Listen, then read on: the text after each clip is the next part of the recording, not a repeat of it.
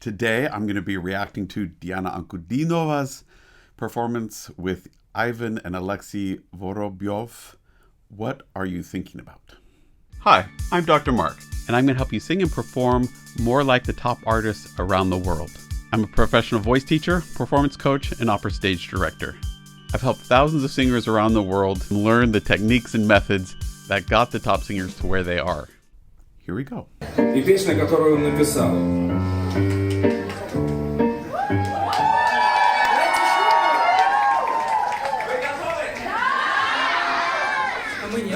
Да, они реально нет, это абсолютная импровизация, потому что это вот решили сделать только сегодня. Я говорю, вы все равно будете здесь на концерте. Я подожди, еще от аккордеона не отошел, что ты на нем играешь.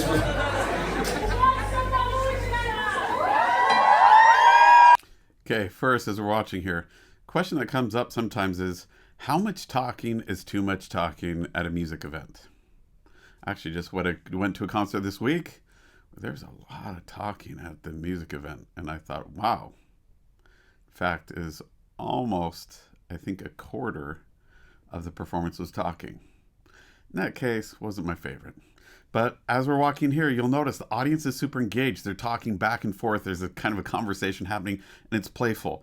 And it's setting up what it seems like a playfulness for this particular song. So does this feel like too much talking to me? Not at this point. It's tough because I'm not watching and there in that moment seeing the whole thing. But it seems like they're all just bantering, having a good time, being playful, getting the audience in the mental space to enjoy this next song. Here we go.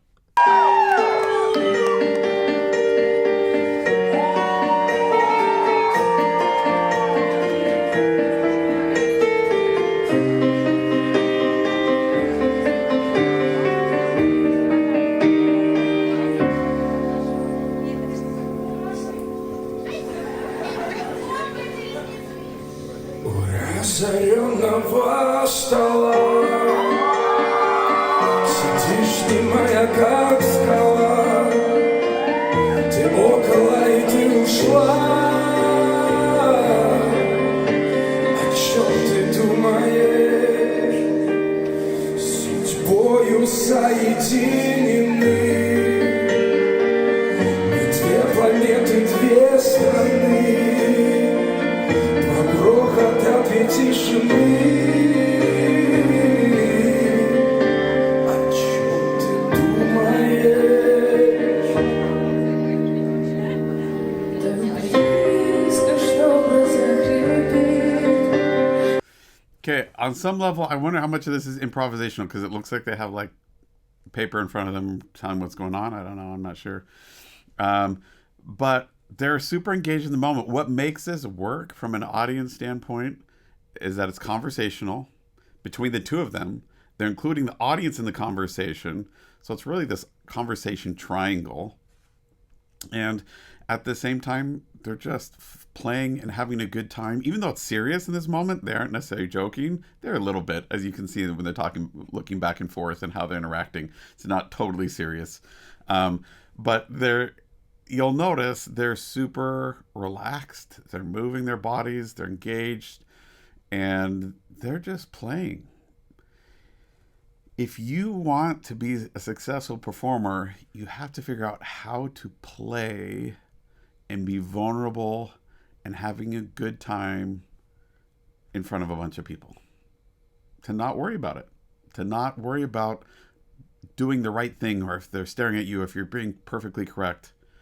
You got to be worried mostly about, am I having a good time being 100% in this moment and sharing this moment with the audience? I don't know. That's my opinion. When I'm looking at the best performances, that's what it looks like to me. That's what it's felt like to me. In coaching other people, they seem to do their best when they're just focused on communicating and being totally just engaged in the moment, having a good time. That's when the best stuff happens.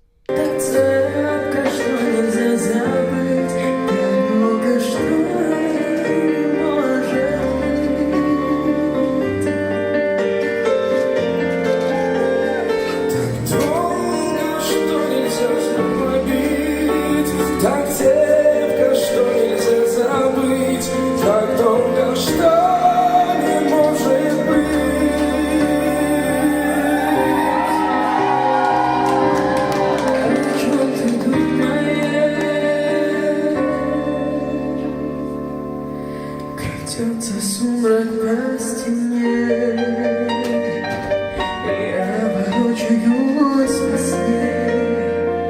Хочу, чтобы приснилось мне. О чем ты думаешь? Но я прикинулся годами. Okay, interesting. This is the first time I've heard him sing. I'm not super familiar with his voice. It's been interesting to listen to him over the course of the song, where he started with a lot of gravel, a lot of grit, conversational, a little bit pushy is not the right word, a little bit forced. Again, for effect. And to watch it just find this easier place, and then listening to introduce some grit right back into it again, and then it get clean, and then grit. He seems to be finding a really good balance between trying to keep things flowing and easy, not pushing into the grit too much. I don't know. If I was listening to this, I'd wonder what would happen if we were able to still get that grit and not build up quite so much pressure, keep it a little easier, if it might be more comfortable for him. I don't know. Or what that sound would be, because underlying this, what I'm hearing in his sound is this nice, shimmery, light, easy, gorgeous voice under there. And so it's curious to me that he feels like he has to put so much pressure underneath or grit in it sometimes. Again, emotional effect. It's on purpose. Clearly, as he's singing here, I just wonder, it'd be fun to play with it and see what other options there might be. Again, this first time I'm hearing, so maybe he does. Who knows? But very interesting. Diana is pretty standard Diana at this point, where she's relaxed and feels like she seems like physically like she owns the stage. It also seems like vocally she just learned to be more comfortable and to pull back a little bit so that she has more room to grow and do interesting things with her voice. So I'm interested to see where else she takes it. Cool.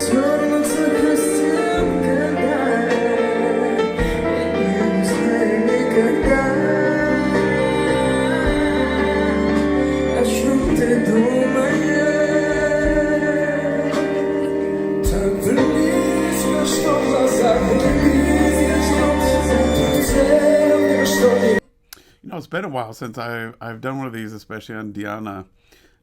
Just hearing and seeing so much more ease in her presentation and her body.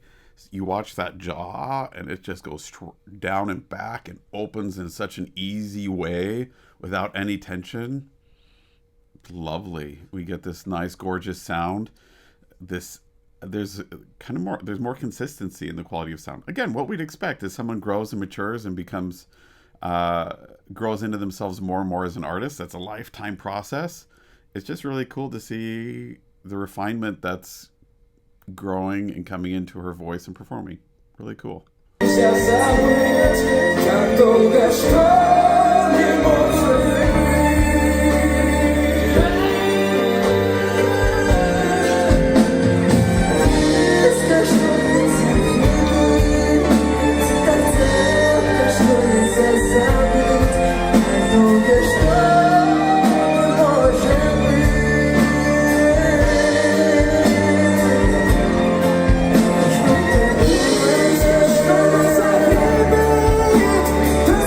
You know, as I'm watching him perform, one of the things we can learn from what he's doing is how cognizant he is of throwing attention to her when she's the center of attention, and how he's good at taking the attention back when it's turned and giving it to her. He is being a really good host on stage, a really good partner to sing and perform with, in his giving attention back to her when it's time, and helping the audience know where to look and when and how to feel about it and react. Being on stage with someone else can be a blast and super fun, but it's its own skill. It's its own challenge of how to have this give and take while keeping the audience engaged, how to throw focus to someone else, how to take it back. It's a real skill, and I think there's a lot we can learn from what he's doing here.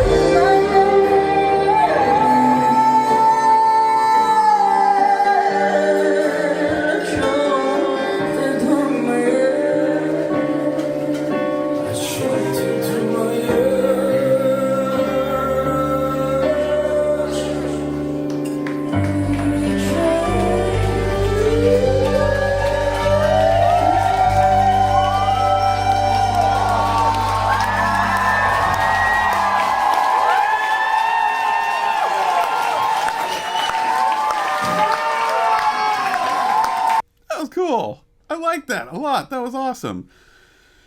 Questions that I have as I'm listening to Diana, particularly here, especially at this end here, is I wonder what her top note is. I wonder where it really tops out. One of the things we can learn from her is she always leaves us thinking there's more. We never see the 100%. That was a piece of advice that was shared with me a long time ago by an amazing mentor. And he would say, you never want them to see your highest note or your loudest note. You always want them thinking there's more. And I think she does an awesome job. Doesn't mean she's holding back and not giving us 100%. That's not what I mean. What I mean is she's always staying within an area that she has full control in and can be expressive. She uses everything at her disposal, but doesn't overuse it. And I think that's great. So cool to kind of hear these two voices. And I think they contrast really well. They sound good together. You have this kind of lighter guy's voice that has a little bit more grit and brassiness and kind of this kind of a light tenory type sound to it, which is kind of interesting to me because he didn't live up there very much. He stayed in the bottom range. Just kind of interesting with her really rich, full, glorious sound. Really cool. If I can help you sing better, present better, or help you figure out how to communicate in a way that is more genuine, authentic, don't hesitate to reach out to me at foundyourvoice.com. I would love to talk with you and work with you. You can book a time there, or you can just reach out with questions that you might have so that we can start working together. Don't forget to click like and subscribe and comment down below with what your thoughts are, what you liked, the insights that you have that I don't know, because whenever I watch these videos, I will try to find videos that I've never watched before, and that it's my first time, so you're seeing the first time thing. But don't hesitate to comment down below. I'd love to hear what you have to say. See you next time.